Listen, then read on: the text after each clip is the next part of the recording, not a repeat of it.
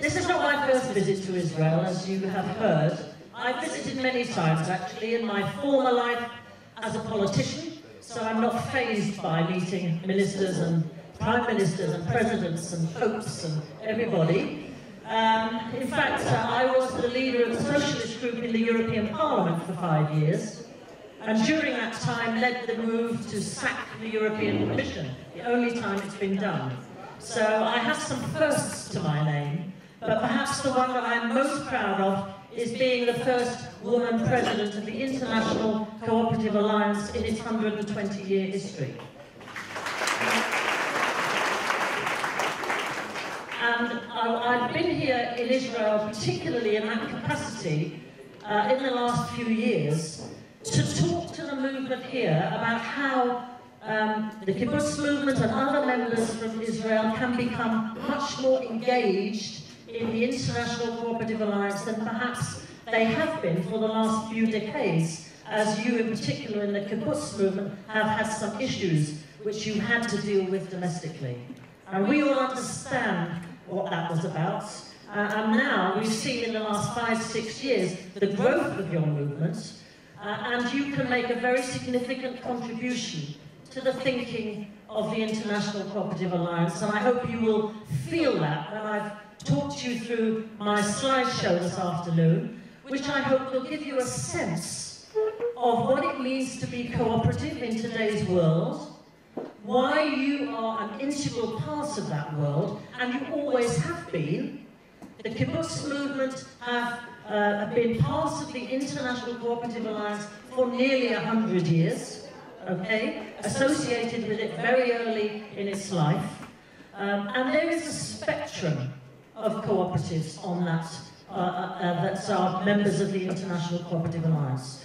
I was privileged to be a labour and cooperative member, and then to lead the national apex body in the United Kingdom, Cooperatives UK, for 10 years before I became president of the ICA. So I've got a long history in the movement, and the last 6 years has allowed me to see the most incredible, inspiring, motivational activities that are carried out by ordinary people around the world doing extraordinary things in support of their communities, in support of their aspirations, in support of the growth of their own community and their own family hopes, to get their children educated, to have good housing. You know all the things that cooperatives do. The Alliance has member cooperatives in nearly 100 countries in the world, 100, and those members themselves are owned by 1 billion of the world's citizens. 1 billion of the world's citizens, 1/7 of the world population, has chosen to invest some part of their lives in a cooperative. I must tell you that only 365 million people invest in the world's stock markets, but 1 billion people have invested in a cooperative around the world. But arguably, my friends, cooperatives have been the single most effective way of taking people out of poverty with dignity that this world has ever seen. What is it that unites us around the world? These. The principles of the cooperative movement: voluntary and open membership, democratic member control, member economic participation, autonomy and independence, education, training and information, cooperation amongst cooperatives, and concern for our communities. You recognise those in your own work. Most cooperatives, all cooperatives, aspire to abide by these principles, and some of them will nuance one or other of the principles, that's fine, but we look to see that cooperatives are abiding by the principles. So what's the International Cooperative Alliance today? Well, first of all, we're sited in Brussels. We were in Geneva, we moved. We're in Brussels, in Belgium. We have offices in each region, 4 regions of the world. In Nairobi in Africa, Kenya, for the African region. Costa Rica for the Americas, North and South. New Delhi for the Asia-Pacific region. And Brussels with us, the head office in Europe. And we have 7 key global business sectors. I must tell you we're present in many, many more business sectors than that. We're present in just about every sector of the economy you could wish to name, but these are the biggest. These are the biggest. Insurance is the biggest, agriculture is second, banking is third, consumer retailing is fourth, housing, health, energy and worker cooperatives. Those are the key ones around the world, but as I say, there are many, many others. One of the key things about the International Alliance is that it's one of the oldest NGOs in the world. And it has advisory status with the United Nations and has since the UN was established after the Second World War. So we have been a key, we have had an advisory seat in the United Nations, which I want to go on to tell you later, we are now using to very good effect to help try and shape the way in which public policy around the world about cooperatives is moving in favour of the cooperative model of enterprise and the cooperative family of business. You know, cooperators, I had a very good friend who became a member of the House of Lords in the UK. He was a cooperator, and they put him in the House of Lords to be a cooperator, okay, because there weren't many. And he used to say to me, you know, Pauline, this great cooperative movement of ours, it doesn't cooperate and it doesn't move. And that was about 20 years ago. He's now clear the cooperative movement is moving and is cooperating. And what we found out of 2012 is the more we cooperate, the more we are able to influence. A disproportional increase in the way we can influence events. So our identity is absolutely vital to us, and I'll come back to that as well. I hope you would agree with me on this. The language of economics has been stolen by the neoliberal, conservative colleagues, economists. So, for instance, if we want to talk about profitability, all they talk about is profitability, and that's come to mean driving down the costs as far as you can and maximising your profitability. And when we talk about efficiency means the same thing to economists around the world now. And the commentators talk about business being efficient when they've got very low costs and very high profitability. This is not good language for the cooperative movement. It doesn't fit for us. We have democratic costs, which are a legitimate and absolutely valuable part of our business. We have other costs associated with our business structures that, in the eyes of many commentators, make us inefficient. And we have developed a paper on cooperative growth from cooperative thinkers around the world, which is trying to open a dialogue to change that language.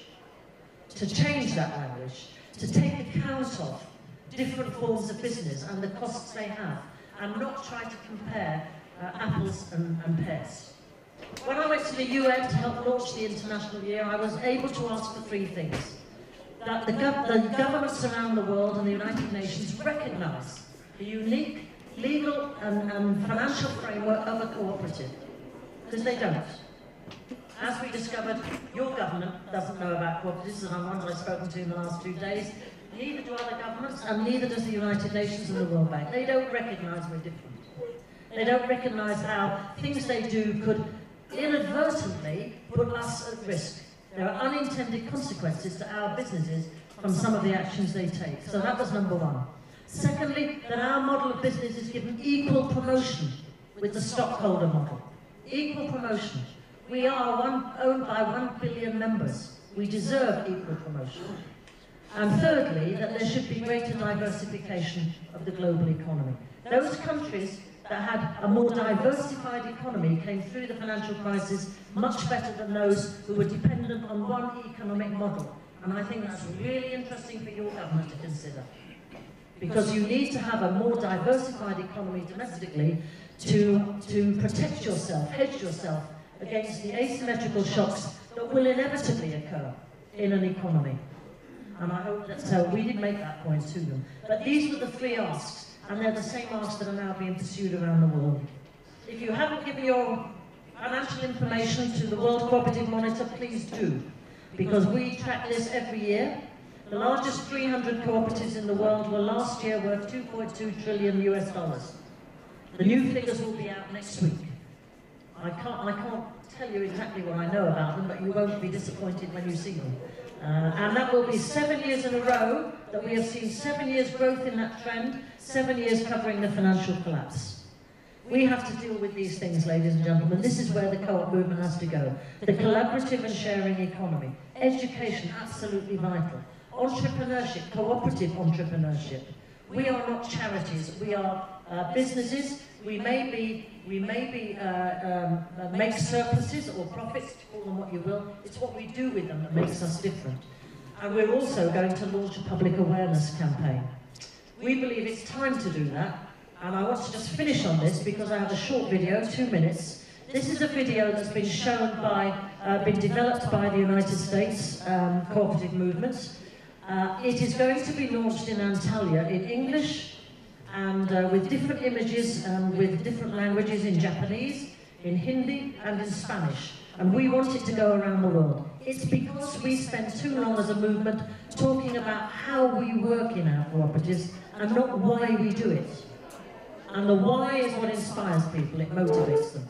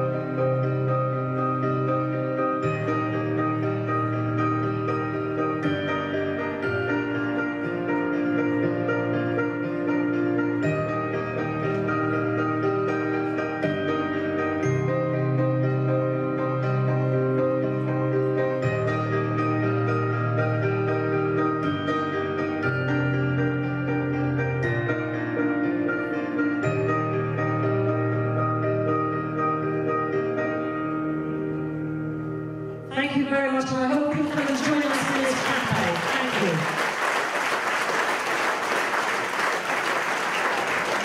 There are housing cooperatives all over the world.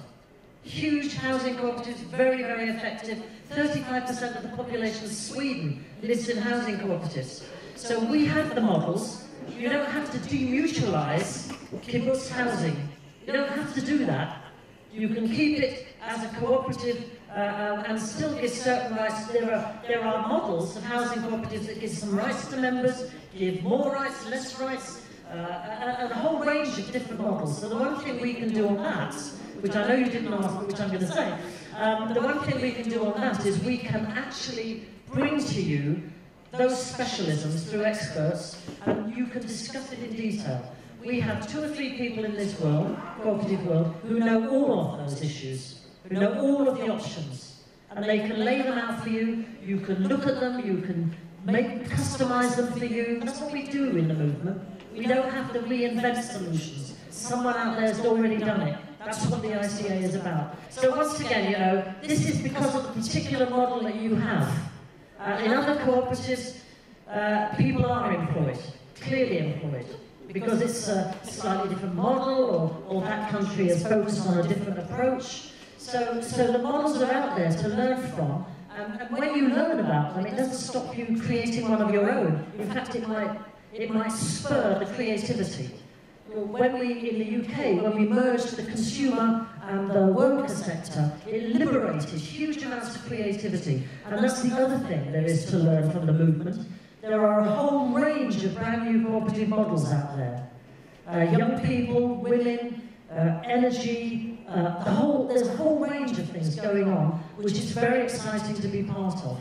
So we can offer you those models to bring back here and see if they work for you. The one thing about the International Cooperative Alliance, and I know you'll understand this when I tell you, is that we do not talk politics in the ICA and we do not talk religion. And because we don't do that, we have kept the world cooperative movement together to develop the cooperative family of businesses. תודה רבה.